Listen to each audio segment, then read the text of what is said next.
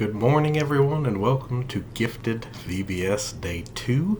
I'm Joel Stanley, and I'm the DC at First Presbyterian Church, and I'm here with another fantastic activity for you today. But before we get started, I kind of wanted to show some things to you. The first thing I wanted you to see was this. All right, take a look at that. Do you know what that is? This is a statue that I got when I was doing mission work in Malawi, Africa. And do you know what it's made out of?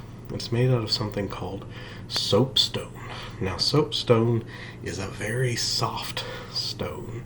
It's very soft, and in fact, if you look, like here on the bottom, I don't want to mess it up, but if you take your fingernail, you can scrape it and it will leave a mark there on the bottom. I don't know if you can see that, but you can scrape soapstone with your nail, and that makes soapstone particularly well suited for carving. And that's what this is. This is a statue that some artist has carved.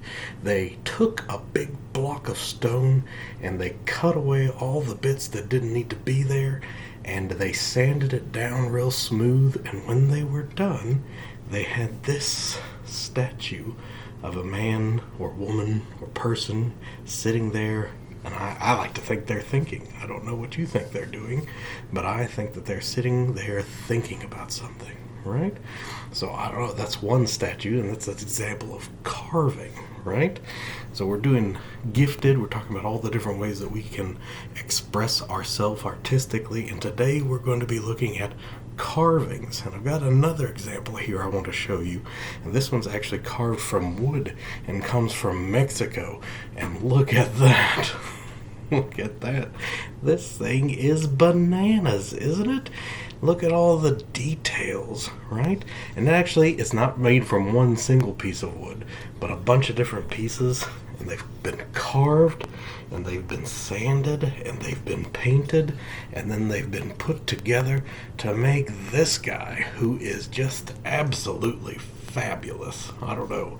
I mean, he sits on my bookshelf in my room, and I like to look at him because he reminds me of the time I went to Mexico, and I just like how crazy he is. I like it a lot, right? And I've actually got one more carving to show you, and actually this one is the absolute best, if you can believe it. Here we go. Here it is. Look at that. Isn't that fantastic?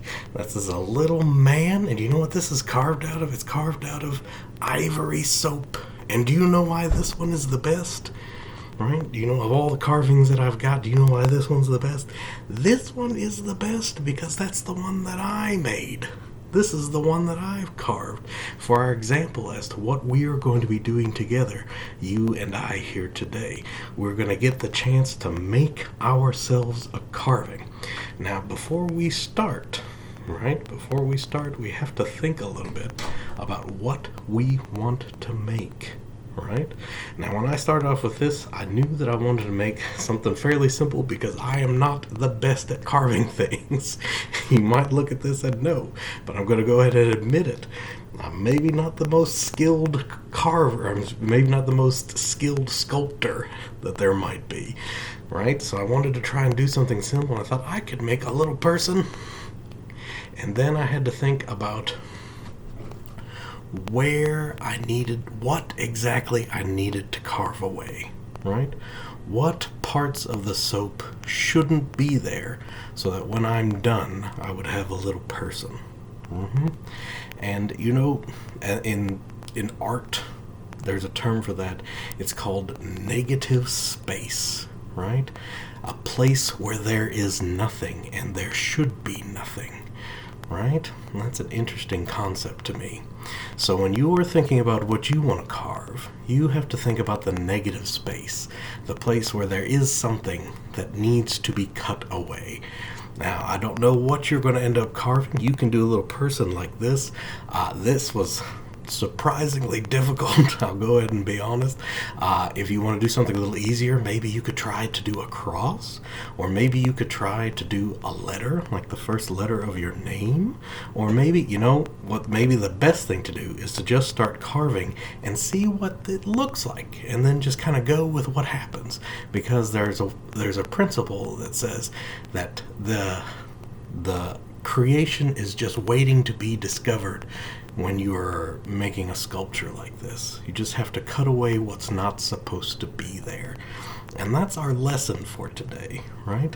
Because we're sort of the same way, you and me. We have stuff hanging on to us that maybe is not supposed to be there. And there's a word for that kind of stuff, and that word is sin. And Jesus, we're talking about how God is a creator, that God makes things, right? And so when it comes to us, he is sort of like a carver, a whittler. He cuts away the stuff that is not supposed to be there and leaves the stuff that is supposed to be there, right? And that's our sin, the bad things that we do, the ways that we fall short, right? So that's how this ties in to God for today. So for our activity, what you've got in your packets is you should have a bar of soap, right? So you're going to get this and then go ahead and get into the kitchen and get yourself just a butter knife. Now this soap, it's going to be very easy to carve, right? It's not going to take a lot of force. It's going to come away. I want you to think about what you want to try and make with that, and I want you to go ahead and start cutting away the parts that are not supposed to be there. And I am going to be so excited to see what kind of things you all come up with. All right, when we have our Zoom meeting, I'm going to be excited to see all the different creations that you have whittled out of this bar of soap. So I'll see you then, and say goodbye. Bye.